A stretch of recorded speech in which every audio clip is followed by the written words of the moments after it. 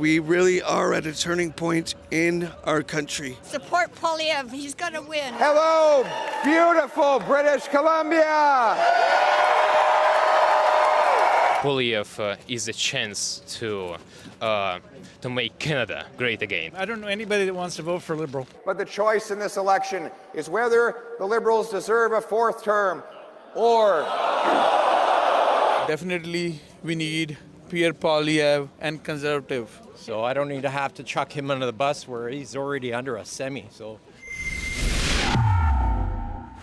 I'm Drea Humphrey with Rebel News here in Surrey, British Columbia, standing outside of the Conservative Party of Canada, Pierre Poilievre's Canada First rally. And I don't know how many people have showed up.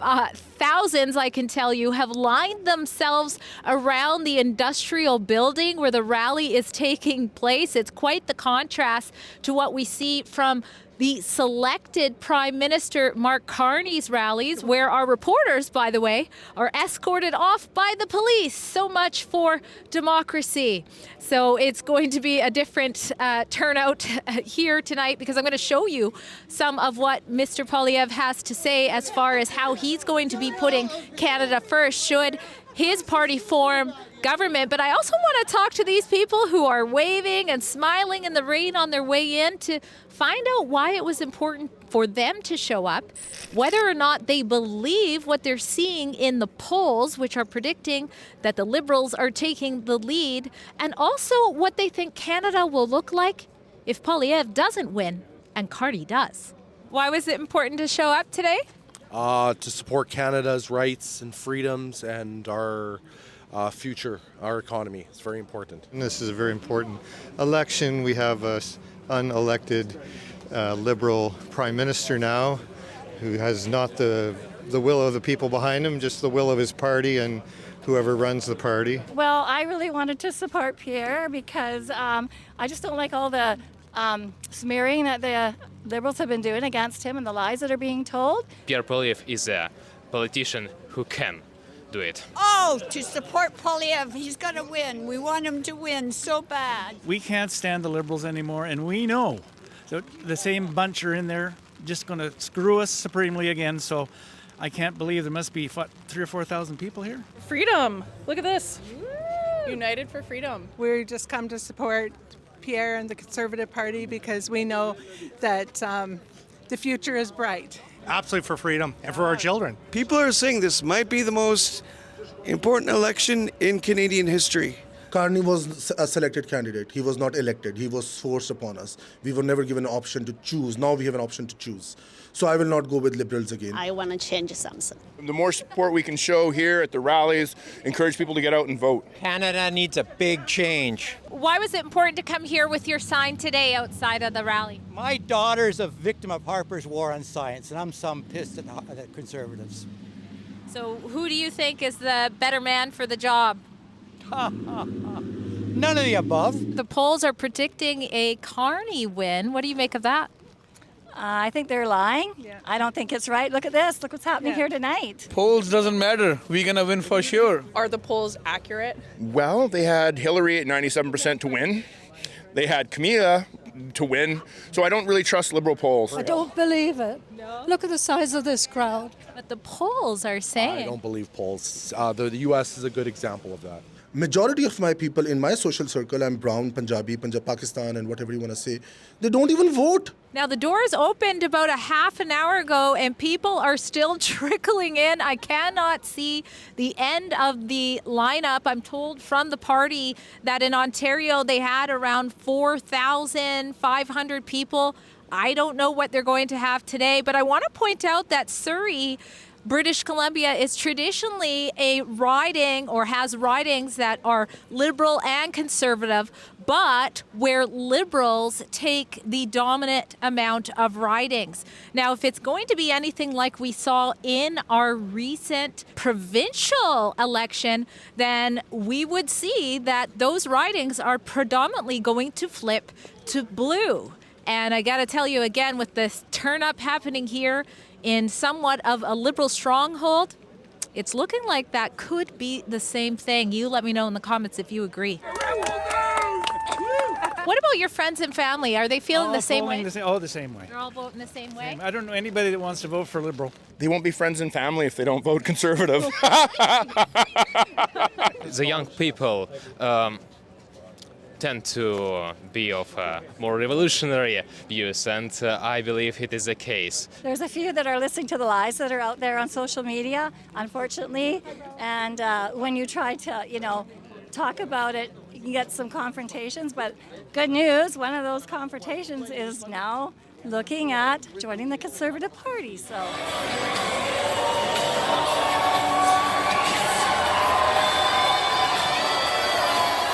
Who's ready for homes you can actually afford? Who's ready to stop the crime? Who's ready to bring our jobs back home? And who's ready to put Canada first for a change? Wow. Look at this crowd. Incredible. I'm told there are as many as 5,000 people here today.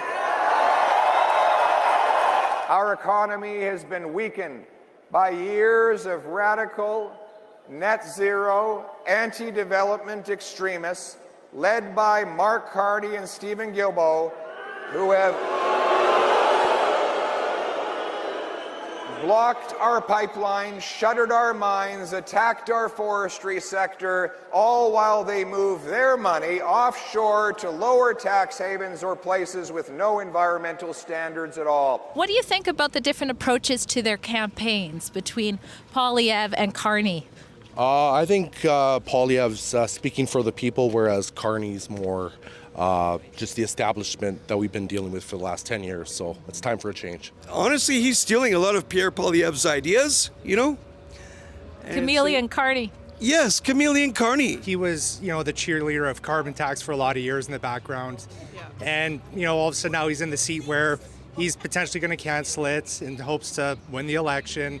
But we all know that if he gets into power, that's going to go probably back and even higher than what we're paying in carbon tax right now. It's insanity then if people don't pick it up. It's really, really crazy that people can't understand that. It's exactly the same thing the Conservatives said. Carney's stolen a lot of the Conservative ideas, and he pretends like they're his, which is not fair, but that's the way it goes in this system, right? Carney's like taking all the things from Pierre Poilievre. It's very obvious. He just torpedoed Poilievre's entire campaign about the tax, carbon tax, right? They want to make us forget about the last 10 years, all the damage that they've done and the weakness that they've created, by replacing Justin Trudeau with his economic advisor and hand-picked successor, Mark Carney. This, despite it is the same Liberal ministers, the same Liberal MPs, same Liberal strategists, same Liberal promises they've been breaking for the last 10 years. The only difference is that Mr. Carney is a more weak, out-of-touch, and conflicted leader than even Justin Trudeau. They have senior ministers that are still in the cabinet who said they would resign in protest if ever the carbon tax were cancelled. So what did Mark Carney do? He didn't get rid of the carbon tax. In fact, the full carbon tax law is still on the books. Instead, in a few days, he's going to make it disappear from the pumps for the 30 days leading up to the election, so that Canadians will forget that there is a carbon tax until they go and vote. If, God forbid, they get back in, Carney will bring in a bigger, meaner, heavier carbon tax than ever before with no rebate. What would Canada look like if Poilievre doesn't win and Carney does? I don't know, because I'll be leaving. Where would you go? Probably Montana, Texas, oil countries. I know a lot of personal people that are going to be moving, say they'll be moving. I don't know. We'll see, I guess. I know lots of people that won't be here. I'm leaving too. Where are you guys going to go? The States. I'm going to China. I would before the 51st state if that was to happen, because I would not want to be here in Canada anymore. I'd want to either go to another country if it was possible, or join the States. The worst thing that could ever happen. We have to move to the USA. It's going to be a nightmare. Not much. He's just going to carry on this way we've been doing, which we can't keep doing. There's no reason we can't be prospering, that we should have a housing crisis or anything like that. And I think there are people that have an agenda. 5 more years of stagnation and cultural disintegration of our country. Poilievre is a chance to make Canada great again. I think chaos. I think you look at the last 10 years, it's just absolute chaos. Dependent on the government that will promise to fix the problems that they created, but they can't fix those problems anyways. And our nation will be strong and able to stand up against President Trump or any future American president. We also know that Mark Carney has secured a $250 million loan for his company from the Chinese government. He will never stand up to Beijing when it comes to drugs.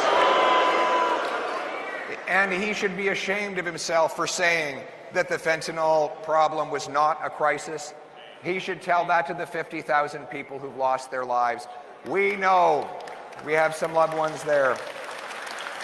We're going to put the money into treatment and recovery, rehabilitation, so that we can help the people who are addicted cleanse their bodies of these poisons through detox, counseling, group therapy, physical exercise, yoga, sweat lodges for First Nations, transition into housing and a job.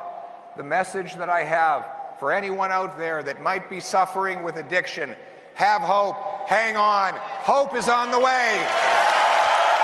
And that is why we will treat mass fentanyl producers and traffickers like murderers and mandate life sentences for every single one of them. Canadians are smart enough to make their own decisions. We will reject all of his elitist schemes. There will be no one in my cabinet allowed anywhere near the World Economic Forum. Let's bring it home. Thank you.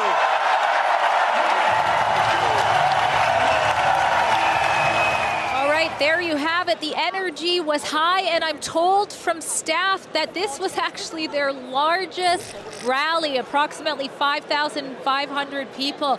That's in Left Coast, BC, baby.